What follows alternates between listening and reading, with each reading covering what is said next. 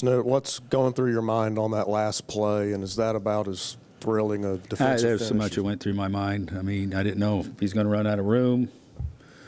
Then after he caught it, you know, it's kind of you go hoarse yelling.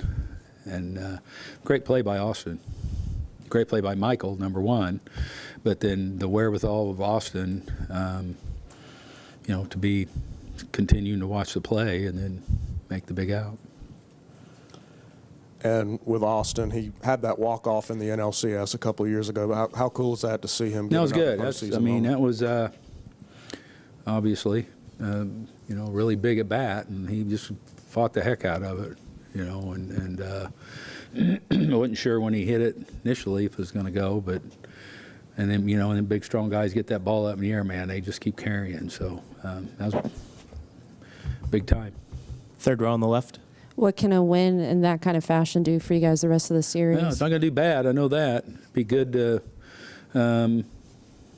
you know, it's, you know, we got another day off tomorrow, and, you know, we travel and all that, but that's good because, like I say, it was, we had, I don't know, 13 innings or 14 innings of not a lot going on. So, you know, it was good to see. I think, you know, they finally amassed a few at bats after the layoff and kind of got back in their groove a little bit. Was it in that matchup, Wheeler versus Darno? Just were you somewhat surprised that he kept Wheeler in for that? I'm sorry, I can't hear you. The Darno-Wheeler matchup, were you somewhat surprised by that? And were you also, I just maybe happy about it because there is the familiar? No, just, you know, Travis is one of those guys that never panics in an at bat, and he you know, grinds through it at bat, and I don't think he, you know what, he's got a slow heartbeat, and he got a pitch and didn't miss it. Here in the front. Snit, pregame, you said you wasn't ready to announce your Game 3 start yet. Are you ready now? No. Okay. Any more questions for Snit? On the right. We're still talking on that this evening and probably into the morning as we process a lot of things and see how we want to go, honestly. On the right. Yeah, Wheeler was in control against y'all for the first few innings. Were you just stressing to the guys, just be patient, just do anything to try to get him out of the game? Honestly, I don't say anything to them. I mean, you know, they know what they're up against. They've faced him before. They know how good he is. I just have faith in those guys that they're you know what, they give you a hard 27. I mean, even if the first few of them aren't, you know, they're never going to stop fighting in the batter's box, and you know, they know what a tough matchup that is with that guy because he's, like I say, he's one of the game's best. Fourth row in the middle. Brian, obviously Darnell used to be Wheeler's catcher back in New York. He's got a good career numbers off him. Is that one of the reasons he started tonight? Who's that? Darno. Oh, well, you know what? I've been matching he and Max up more than anything.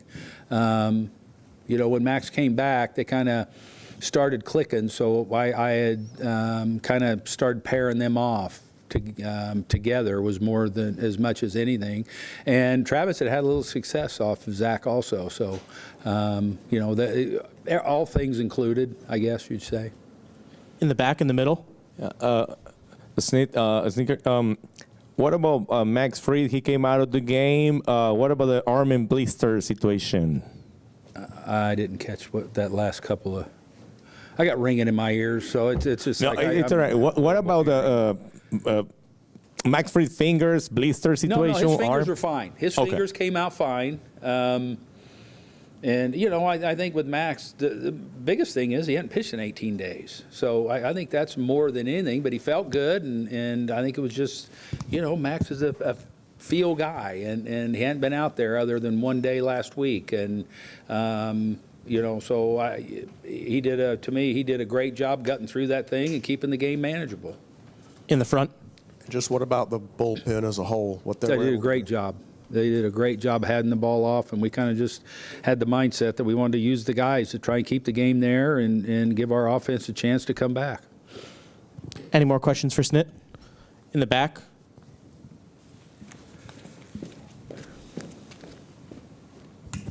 Yeah, when Acuna was able to score on that error, it seemed to just kind of give y'all's offense some life for the first time in that series. What was first thing we done really to give ourselves lives is, you know, it's kind of nice score run. You know, been a while, but that was good heads-up play by Ronald. I mean, he didn't put his head down. He stayed aware, watched the ball, and got a great jump when they bobbled a little bit. But that's things like that have a way of kind of all of a sudden then the dugout's like, okay, it's okay, and then they kind of started, energizing themselves a little bit. We'll take one more question if you have it. All right. Thanks, Snit. Thanks.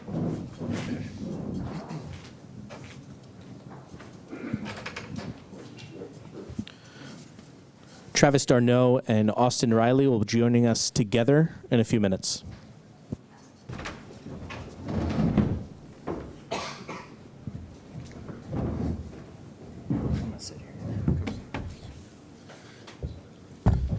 Questions for Austin or Travis? We'll start in the front here. What is the feeling now? I mean, you guys have had so many exciting wins over the years, but I mean, how does this excitement rank, compared to some of those other big wins? Every playoff win's exciting. I think the way it ended was one of the most exciting ending to a games I've ever seen as far as a defensive standpoint, where you got Money Mike making a crazy catch on the wall and us doubling up Harper to close it out. It was really emotional, especially the way we came back. So it was one of my favorite postseason games ever. Second row in the middle. To both of you guys, when Ronald scores on the bobble there, does that give the team a little energy? Yeah, I was actually looking down, putting some pine tar on my bat, so I didn't catch him actually scoring. But it's like I said, anytime you can get Ronald on the base, he's a threat. He's pushing his chances, and like I said, there's he's in scoring position a lot. So I think that just set it right there. Ozzie getting the hit right there, and then it just kept rolling. Travis with the big homer. Just a good win. Then Riles with the big homer, but Ronnie got the crowd back in it. I think that was the biggest thing. Got the crowd back in it and got momentum back on our side. Third row on the left. Yeah, Travis, just going into that bat versus Wheeler, how much the familiarity, having caught him for years, helped, and also what was sort of your approach going into that? He's such a good pitcher. Truthfully, I think I just get lucky, and that at bat I was just trying to hit the ball in the barrel. My first at bat I chased one that was over my head, and my second at bat I flew one out. So I was just trying to get good contact, and I got rewarded with the extra base hit. So that's how I'm looking at it. In the front. You guys have done it so many times all year with the late runs, the late home runs. Did you feel just as confident tonight though against a guy like Wheeler when he was pitching as well as he did? I mean, yeah. I mean, we were trying to stay as positive as possible in that dugout. Everybody was saying, we just got to keep going, and he had an unbelievable night. He was very dominant, and like I said, I think guys just it's that next guy mentality, and I think it's just feeding off each other and trying to get the ball rolling, and like you said, Travis said, it's once we got that crowd back in it, you think good things happen.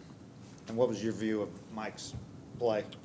I think the only reason I was in the position I was because I was screaming one, and then just the momentum just kept pulling me that way, and it ended up just being right spot at the right time. In the back on the right. Juan Carlos Brando for La Mejor Atlanta. What was the feeling after that home run for Travis? After that error on the throw to second, and then you hit the home run. I saw your face. Like, was that like a relief or something after that home run? Errors happen.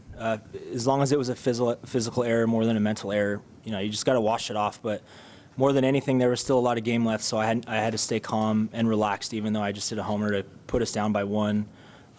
That's why my face was the way it was. In the front middle. Austin, can you take us through your homer, and how did that moment kind of compare with the walk-off in the 2021 NLCS? Just trying to put up a competitive at bat. At the end of the day, you're not trying to do too much and just try to be in the moment. I actually stepped out and looked over, and Seitzer's, I sometimes overstride when big moments and get too, amped up, and he just kind of was, telling me to calm down, and I was just trying to put a barrel on the ball. It's all it was. it's definitely up there, with my top ones. And I think, like I said, for me, it's the crowd that does it. I mean, how loud it gets, fighting with this team, just unbelievable team. Obviously still a lot of work to do. But, just going to enjoy this one tonight. In the front on the right. Austin, that's not your average launch angle there. What are you thinking as that ball's that loft there, that home run, and then just explain that through when you hear the crowd erupt as you're going down the line. The only thing I was thinking of is I know there's a short fence down there. Hopefully it gets over it, and luckily it did. And just like I said, you just try to take those moments in because postseason's special. It's awesome time of year, awesome baseball. And like I said, do it with these guys.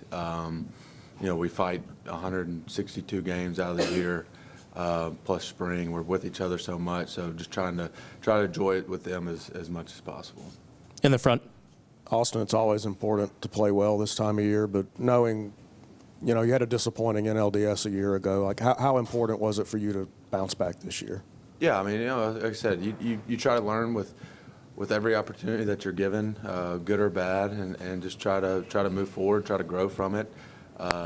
Just trying to be the most complete human being and competitor and baseball player I can be. And like I said, luckily the Lord willing, he put me, in a position to help the team win tonight. We'll take one more question in the middle here. Austin, you mentioned your momentum carrying you towards second base on that last play, so you were not that far from Harper. By chance, did you get a look at him as he realized what was going down? No. Like I said, I was just screaming 1, 1, 1 as loud as I could, and just trying to see where the ball was going. And like I said, I think it was just one of those things where right place, right time. Great. Thanks so much, guys. As a reminder, the Braves will be available at 11 a.m. tomorrow via Zoom. The Phillies will be available at Citizens Bank Park around 1 o'clock. Official schedule will come out tomorrow. Hey, 225 words per minute? Is that what that is? Thanks tonight, everyone. I'm at like 60. I got to see Chase. Yeah,